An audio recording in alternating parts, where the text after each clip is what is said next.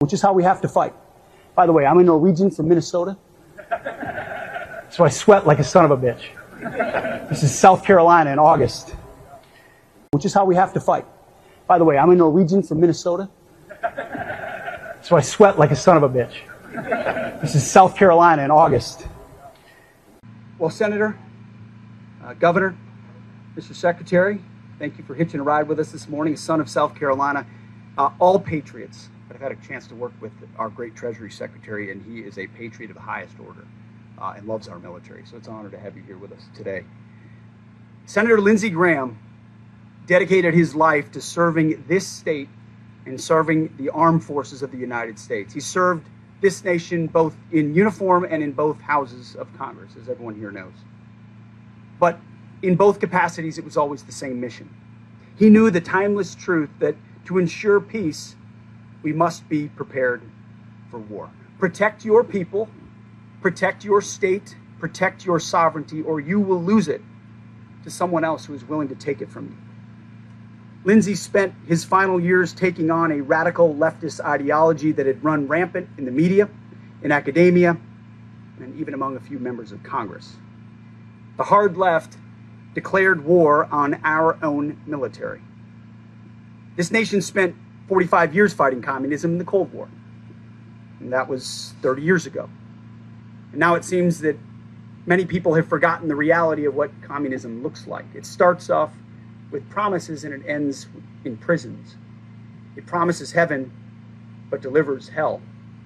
Senator Graham stood up against that radical woke ideology that killed our military recruiting. Under the previous administration, they couldn't even hit recruiting goals. Young patriots didn't want to serve under these woke so-called leaders. But instead of raising standards, they lowered goals. President Trump promised the American people, alongside Senator Graham, that he would rebuild the military. He promised he would make our forces stronger than ever, and that he would run those radicals out of the Pentagon. And that's exactly what he and we have done. In this new golden age of America, President Trump has had no stronger ally in Congress than Colonel Lindsey Graham. It falls to us to complete the work that Lindsey Graham began and advocated for decades. As we gather here today, the War Department is seeking a historic generational investment of $1.5 trillion for America's warriors. And Lindsey himself said to me in his office, "This is the best military budget I've seen since I've been in Congress," end quote. This department pays tribute to Lindsey Graham in the naming of this base. But there could be no greater tribute than Congress could give than to invest in our warriors for the full $1.5 trillion. More on that in a moment.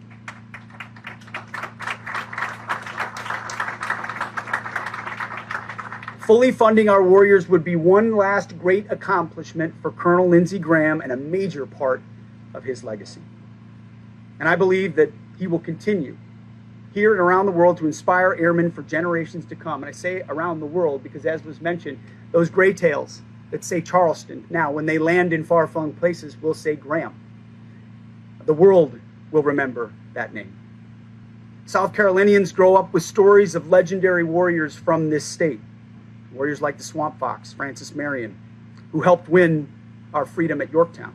Like Lieutenant Irwin David Shaw, a pilot who gave his life in World War I. Or General Bernie McIntyre, who spent his final moments saving innocent lives. Or how about just a few weeks ago? President Trump gave the Medal of Honor to a Marine who fought the communists in the jungles of Vietnam, James Capers Jr. of Lee County, South Carolina. Now South Carolinians will grow up learning about the namesake of this incredible joint base, Senator Lindsey Graham. I'm proud to say that I actually knew him for more than 20 years. I was telling his sister that. 19 years ago, young lieutenant, First Lieutenant Pete Hegseth came back from Iraq, was a part of a veterans organization called Vets for Freedom that believed with First Lieutenant Pete Hegseth and Nowhereville Vets for Scrappy veterans organization with no money. He welcomed us into his conference room, sat us down as a bunch of willing to meet with around the table fresh back from Iraq who wanted the right strategy. I'll never forget it in his accent. He sat there and he said, "Gentlemen," I can't do a Lindsey Graham accent. It always devolves into a Trump accent. He said, "Gentlemen, welcome to a place where you can still say the word victory." He believed in mission success. He believed in the troops. He believed in giving the troops everything they needed. And he served himself. In fact, a few years later, Captain Hegseth was an instructor at a base on the outskirts of Kabul in Afghanistan. And who came to visit? Colonel Lindsey Graham. I had mentioned that we were out there at the counterinsurgency school and we could give him an update on what the Taliban was up to. Sure enough, during his reserve duty, there he was. Jet lagged as all hell, because that man had a schedule like nobody else. But he was there to hear from us because he wanted his ear to the ground from the troops of what was actually happening in the war in Afghanistan. Fast forward, I mentioned the military budget of $1.5 trillion. The last meeting I had with Senator Graham was about a week before his passing, or so, maybe 2 weeks before his passing. And he said, he's the Budget Committee chairman. He said, "Mr. Secretary, what do you need for a reconciliation?"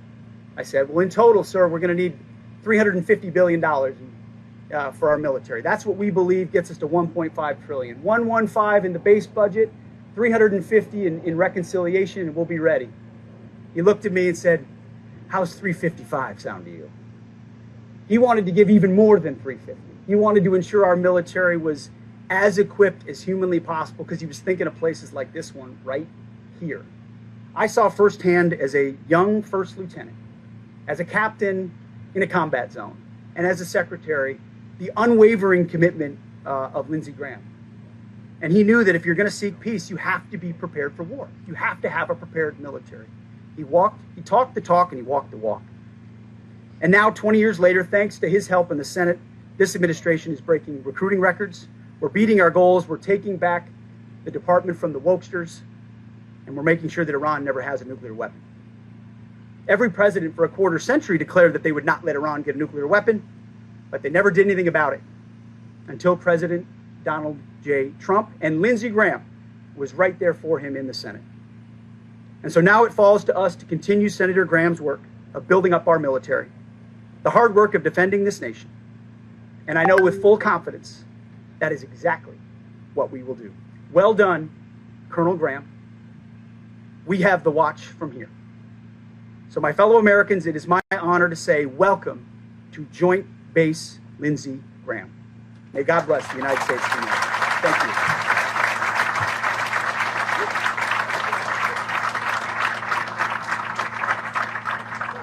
If you like this video, then like, share and subscribe to Mirror Now.